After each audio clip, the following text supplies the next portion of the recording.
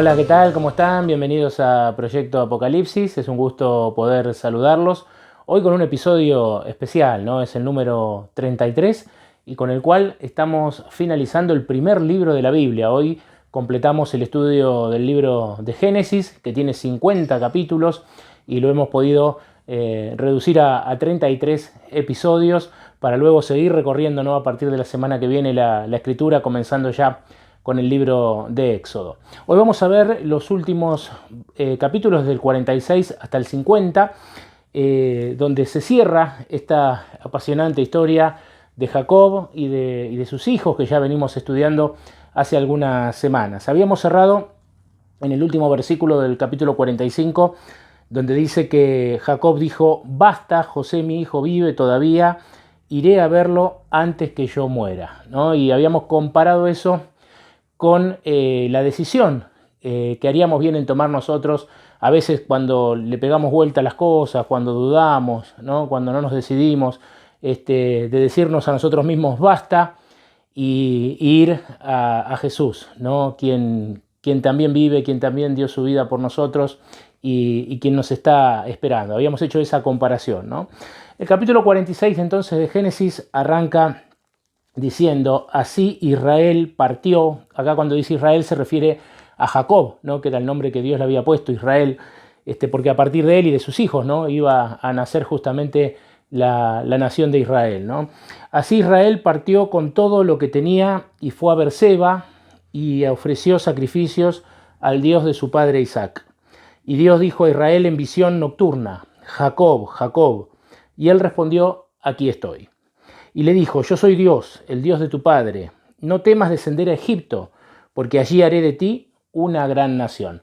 Es interesante lo que ocurre aquí en estos primeros versículos del capítulo 46.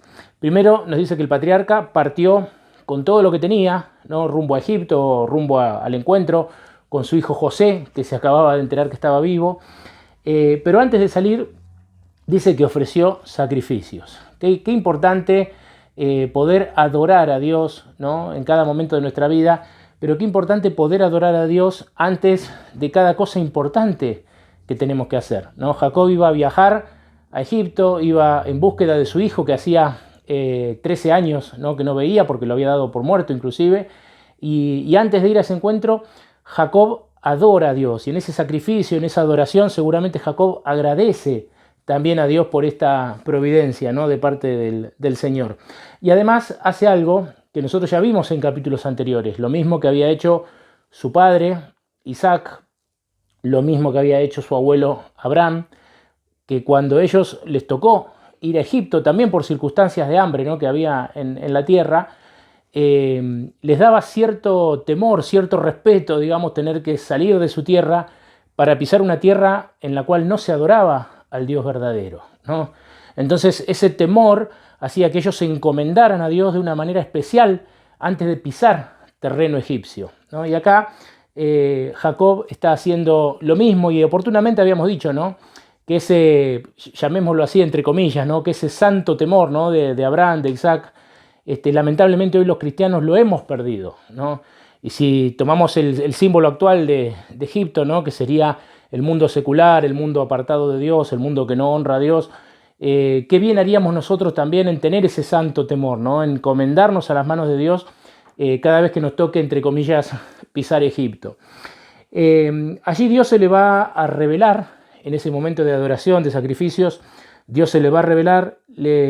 Jacob responde con un aquí estoy, lo cual también es significativo, ¿no? Porque cuando Dios te llama, cuando Dios me llama, ¿de qué manera respondemos, ¿no? Acá Jacob dice: aquí estoy, ¿no? Como otros hombres en la Biblia también aparecen con esta respuesta, ¿no? Cuando el Señor lo llama. Y Dios le dice: yo soy el Dios de tu padre, no temas descender a Egipto, ¿no? Le da la tranquilidad, porque haré de ti una gran nación. Pero le dice más, dice: yo descenderé contigo a Egipto y también te haré volver. Y la mano de José cerrará tus ojos, ¿no? Todas las promesas que Dios le hace a Jacob en esa travesía que iba a iniciar. En el versículo 7 dice que Jacob llevó consigo a Egipto a sus hijos, a sus nietos, a sus hijas y nietas y a todos sus descendientes. Y bueno, ahí a partir del versículo 8 nombra, ¿no?, a cada uno de los hijos y los descendientes de esos hijos. Y para resumirlo, este capítulo, en el versículo 27, dice que en total eran 70 personas, pero claro, 70 varones, ¿no? Pues habría que agregarle a las mujeres y a los niños, pero eran 70 varones los que habían viajado, ¿no?, allí a Egipto acompañando a Jacob.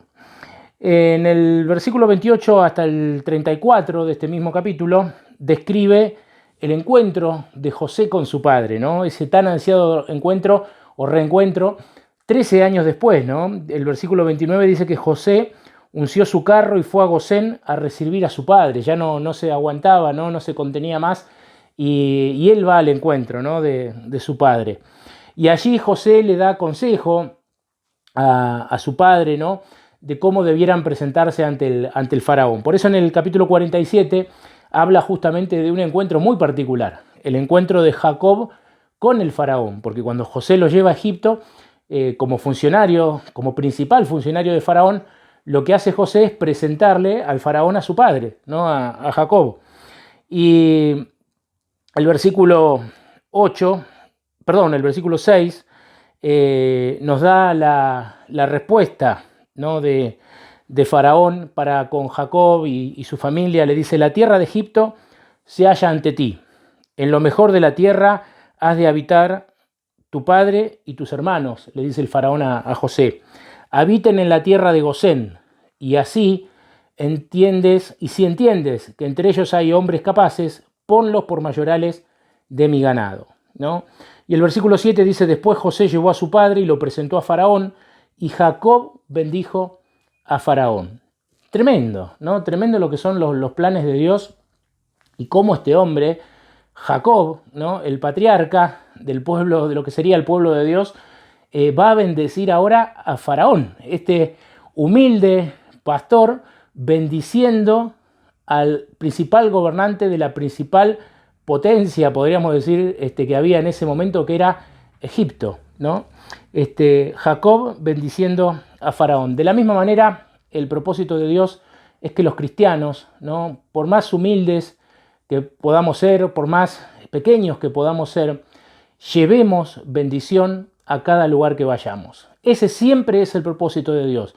Cuando Dios elige un pueblo, cuando Dios elige personas, no existe otro propósito más importante que eso, ¿no?, que sean instrumentos para poder llevar la presencia de Dios a otras partes, ¿no?, y a lugares inimaginables, ¿no?, porque ¿quién podría imaginarse a Jacob frente al faraón y Jacob bendiciendo al faraón, ¿no? Ojalá que Dios nos pueda utilizar de la misma manera, y que donde nos toque estar podamos ser bendición para las personas con las que relacionamos, aunque esas personas quizás en los asuntos de esta vida puedan tener responsabilidades o autoridades o autoridad mucho mayor que nosotros, ¿no?, en distintas esferas. Qué lindo que nosotros podamos llevar la bendición de Dios también a esas personas. El versículo 14 en adelante habla de la administración de José, ¿no? Y allí nos relata, yo lo voy a sintetizar, pero les recomiendo que ustedes después lo puedan leer porque es interesante esta historia. Nos relata cómo José, por un lado, va a seguir enriqueciendo al faraón, ¿no?, con su administración, pero también va a alimentar al pueblo, no va a dejar que nadie muera de hambre, ¿no? José, en su administración, cumple con estos dos propósitos. Sigue enriqueciendo la casa del faraón, pero a su vez no permite que nadie muera de hambre. A todos les va a proveer de pan, ¿no?, en ese tiempo de angustia y en ese tiempo de hambre que había sobre la tierra. El versículo 24 del capítulo 47 dice: y del fruto darán la quinta parte a Faraón, ¿no?, le dice José a quienes iban a él en busca de alimento.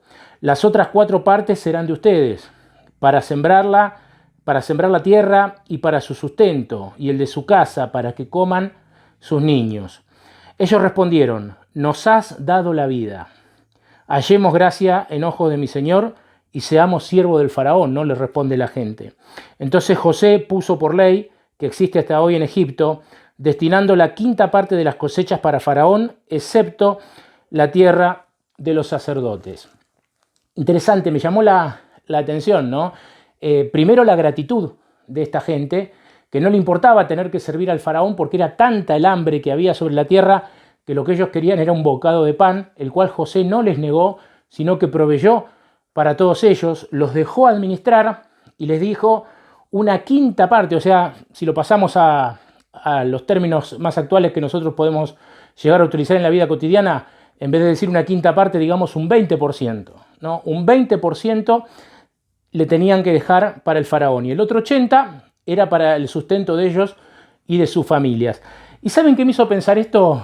Ni bien lo leí, que en la Escritura, cuando allí ya en el encuentro de Dios con Abraham, ¿no? en Génesis 12, de ahí en adelante, y después cuando Moisés establece también todo el cuerpo de sacerdotes, ¿no? de Israel, el sacerdocio y demás, y donde la Biblia habla del diezmo, ¿no? En muchas partes de la Biblia, el diezmo, como su palabra lo indica, es el 10%, ¿no? Y me llamó esto la atención, cómo Dios pidió un 10%, ¿no? Es como que Dios les dijo, un 10% es para mí, es para mi causa, un 90% es para ustedes, para su familia, para su sustento.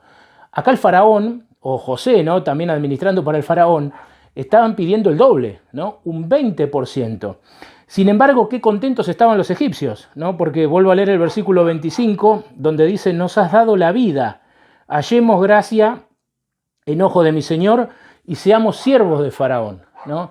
Y no puedo dejar de pensar en a veces cómo muchos cristianos podemos llegar a renegar, ¿no? Lo voy a decir con todas las letras, a veces podemos llegar a renegar o a cuestionar, ¿no? Y demás con el tema de la porción que le damos a Dios, ¿no? O sea del diezmo, sea de la ofrenda, a veces cómo somos mezquinos, ¿no? En nuestra gratitud. Acá los egipcios, sí, con todas las letras, le dijeron, nos has dado la vida, le dicen a José, que el 20% sea para el faraón. No dudaron, no titubearon, ¿no? Y Dios, que nos exige mucho menos, a veces cuánto nos cuesta a los cristianos, ¿no? Ser generosos con la causa de Dios y con el progreso del Evangelio, ¿no? En esta tierra, que obviamente requiere de recursos. Para pensarlo, no simplemente eso. El capítulo 48 nos habla de Jacob adoptando a los hijos de José, ¿no? Jacob adoptando a los hijos de José. Primero, cuando lo leí la primera vez este capítulo, confieso que no entendía el propósito, ¿no? Porque digo, ¿para qué Jacob adopta a los hijos de José? Una cosa media extraña, ¿no? Mucho más para nuestros tiempos, casi inentendible, estando José, obviamente, su padre allí vivo y demás. ¿Qué propósito tenía que Jacob adopte a los hijos de José?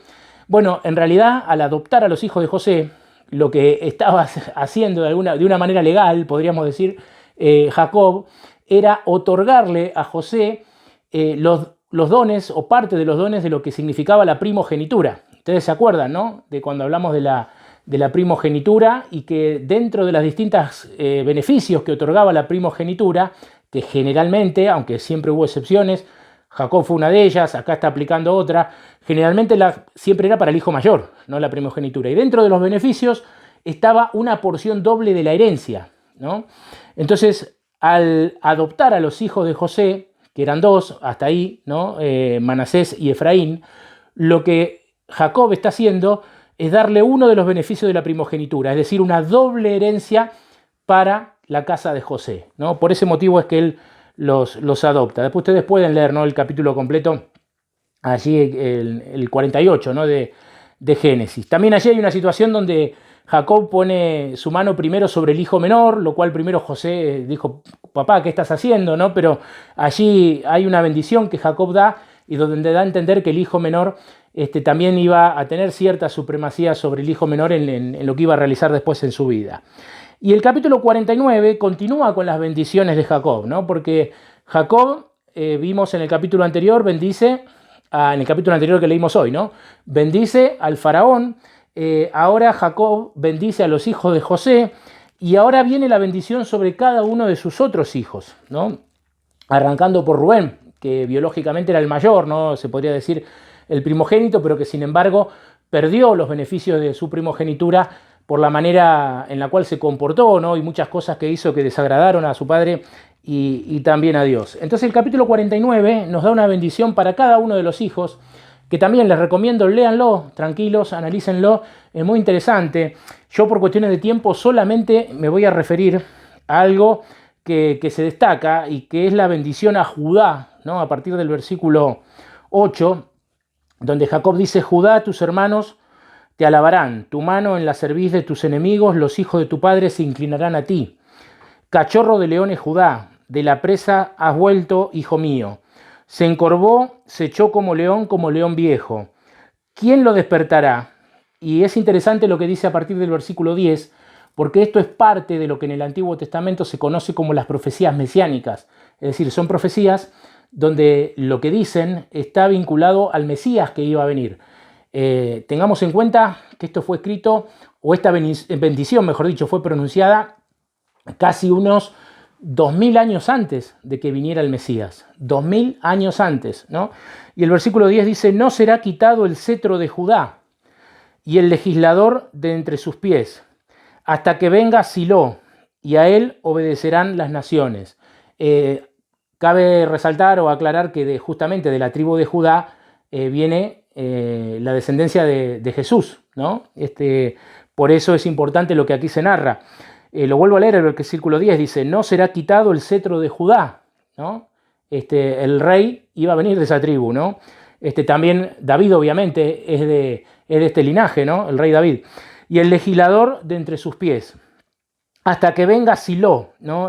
Silo, busqué el significado y dice que significa dador de descanso, ¿no? Y los comentaristas bíblicos creen que es una alusión al Mesías, ¿no? Que casi unos 2000 años después iba a llegar, ¿no? A esta tierra nuestro Señor Jesús, y que justamente qué mejor título que dador de descanso, ¿no? Que es lo que significa la palabra Silo con H final, ¿no?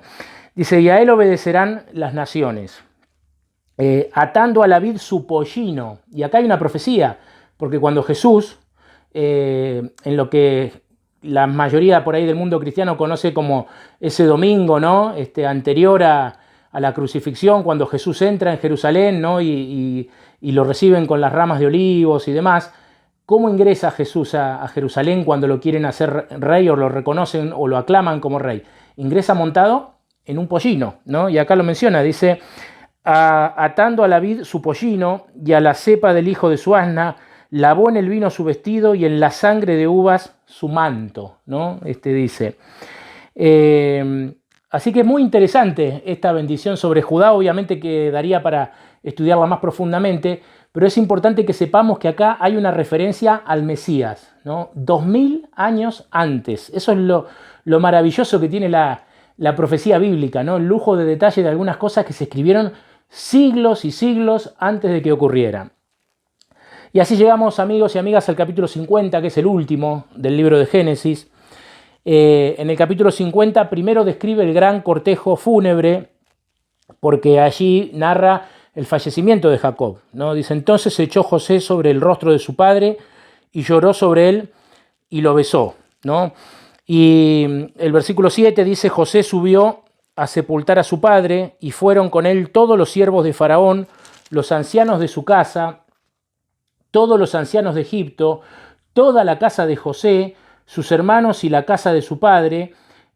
Solo dejaron en Gosén a sus niños, sus ovejas y sus vacas.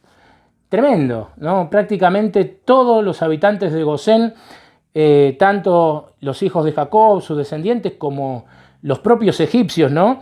Todos hicieron duelo por la muerte de Jacob. El versículo 11 dice que cuando los cananeos, ¿no?, que habitaban el país, vieron el duelo en la era de Atad, dijeron: gran duelo es este de los egipcios, ¿no? Aún en su muerte, y cuando su cuerpo es llevado a su tierra, esa tierra que Dios le había prometido a Abraham, Isaac y Jacob y a sus descendientes, aún en el cortejo fúnebre hubo testimonio de que allí estaba dejando este mundo un gran hombre de Dios, ¿no? No pasó desapercibido el funeral de Jacob, ¿no? Toda la región se enteró que alguien importante había sido llamado al descanso, ¿no?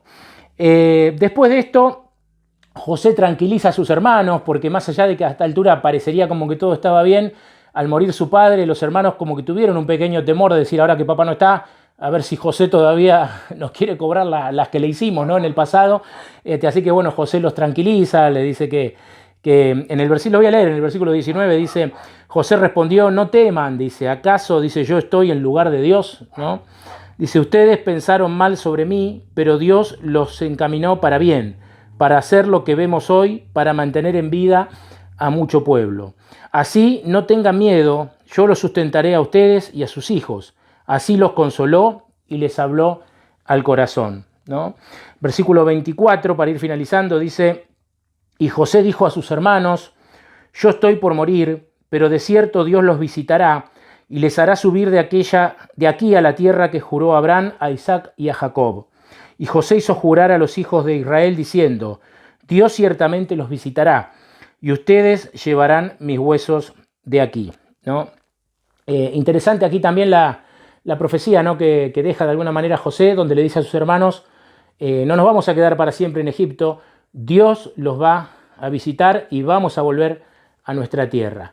Desde que José pronuncia estas palabras hasta que Moisés lo saca de Egipto, ¿no?, historia que vamos a comenzar la semana que viene, si Dios permite, ya metiéndonos en el libro de Éxodo, pasaron casi 400 años, ¿no? Creo que 420 años pasaron desde que José pronuncia estas palabras hasta que finalmente Dios lo saca de Egipto. Y esto también nos enseña que no importa el tiempo que pueda transcurrir, ¿no? A la vista humana a veces, obviamente que nuestros tiempos no son los tiempos de Dios, ¿no? Y a la vista humana a veces para nosotros las cosas tardan mucho o se hacen largas, pero eso no impide que la palabra de Dios se cumpla. Así ha sido a lo largo de toda la Escritura, ¿no? La Biblia está llena de referencias proféticas, algunas con tiempo, otras sin tiempo, pero las que eran con tiempo, todas se han cumplido, ¿no? Indefectiblemente, todas se han cumplido. Si aún no tenés el privilegio de conocerlas, yo te animo a estudiar, ¿no? Inclusive nos podés escribir, ¿no?, dejar un mensaje allí en nuestro canal para que te contactemos y te podamos acercar algún material si te interesa puntualmente el tema de las profecías bíblicas.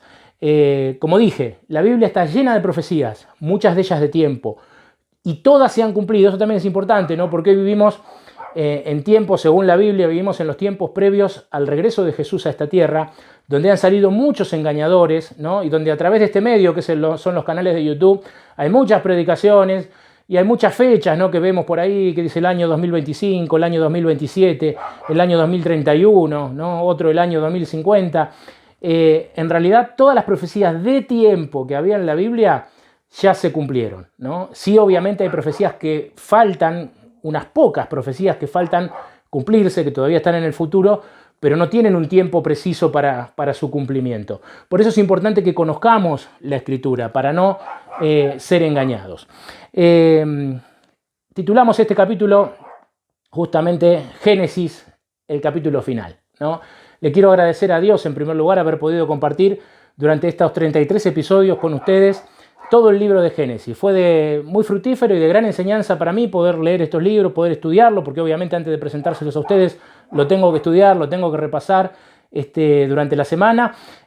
Ha sido de gran beneficio para mi vida y espero y estoy seguro que también ha sido de gran beneficio para ustedes. El Génesis ha sido un libro apasionante, ¿no? Arrancamos en el capítulo 1 con la historia de la creación, que habla de nuestros orígenes.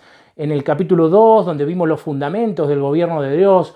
En el capítulo 3, la historia de la caída, cómo el pecado ingresa a este mundo. En el capítulo 4, la historia de Caín, Abel, allí las descendencias de los hijos de Dios y los llamados hijos de los hombres, que eran los que no querían adorar a Dios. La historia del diluvio, ¿no?, el diluvio universal que ocurrió sobre esta tierra, la historia de Noé.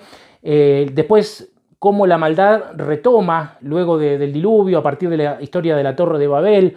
Después vimos durante varios capítulos, arrancados desde el 12, la historia de Abraham, ¿no?, donde comienza todo, donde Dios hace de Abraham el depositario de todas sus promesas, y la historia de sus hijos, la historia de Isaac, la historia de Jacob, la historia de José, ¿no?, y así hemos llegado al final de este maravilloso libro. Que Dios los bendiga mucho, no se olviden de compartir el video, no se olviden de dar un me gusta, así nos ayudan a poder llegar a más personas, y los esperamos ya la semana que viene, el primer fin de semana de diciembre. Dios mediante, estaremos comenzando nuestro estudio del libro de Éxodo. Que Dios los bendiga mucho.